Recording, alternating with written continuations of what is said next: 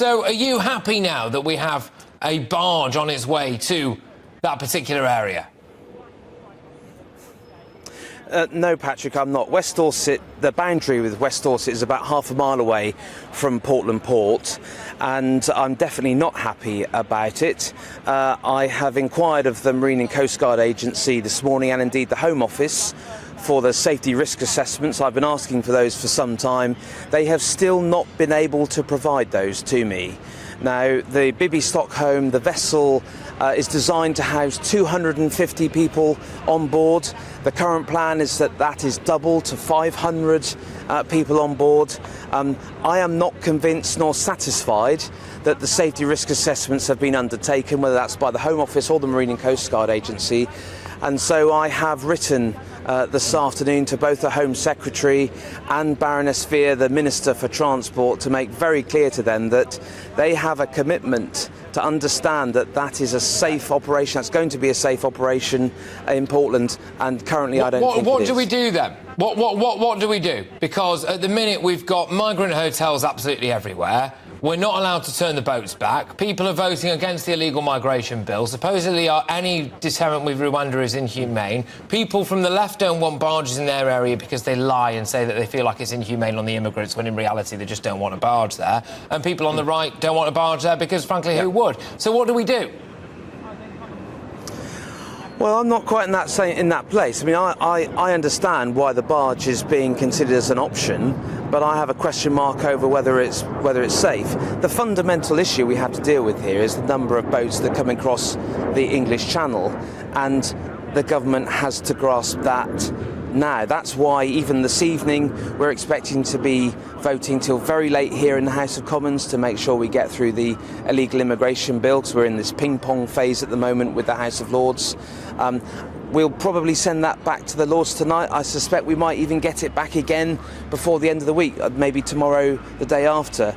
But, you know, we are resolute on the government backbenches that we will get this bill through to help sort this out.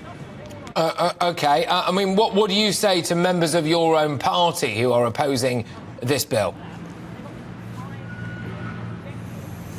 Well, it's in our interest to support the Prime Minister and the government in being able to grasp this issue. I mean, you know, there are some communities across the country that have been far worse affected than mine in Dorset.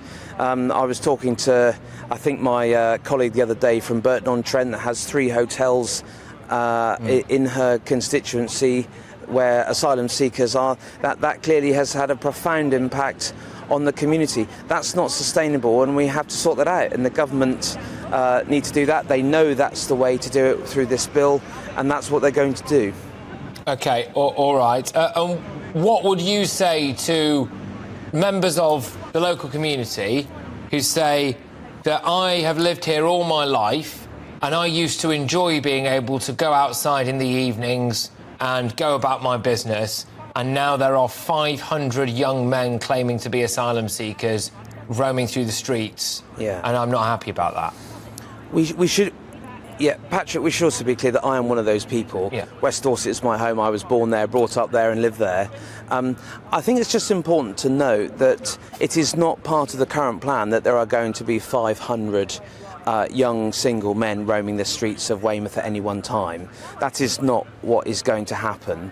The Home Office have a clear plan in place to make sure that the majority of those people are on the barge, and that there's a structured arrangement to be able to give those people on the barge time to go and get necessities and so on in town. So I think it would probably be wrong to suggest that you're just going to have 500 single young men walking the streets of Weymouth at any one time, so I don't believe that will happen.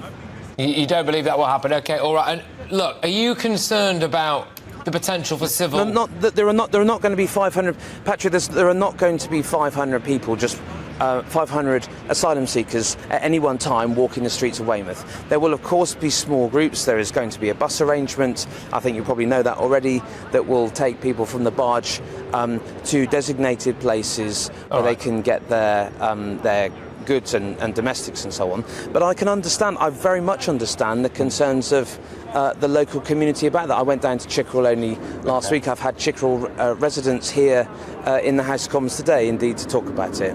Would you, if you had travelled across the continent, with a view of living in a country for the rest of your life, and you got to that country and you were told your case is going to be decided in the next 180 days or however long, you might be deported. Here's a bus service that takes you from your detention centre into a town, and there is no compulsion on you to be back here by 11 p.m. Would you not just leg it? I don't think you can leg it in Dorset because you can't get very far. The transport, I'm afraid, is a little bit to be desired. I'm not saying that doesn't happen in other places, but in Dorset, I think that's highly unlikely to happen. But I have a lot of sympathy with these arguments of genuine concern about what's going on with illegal immigration into this country.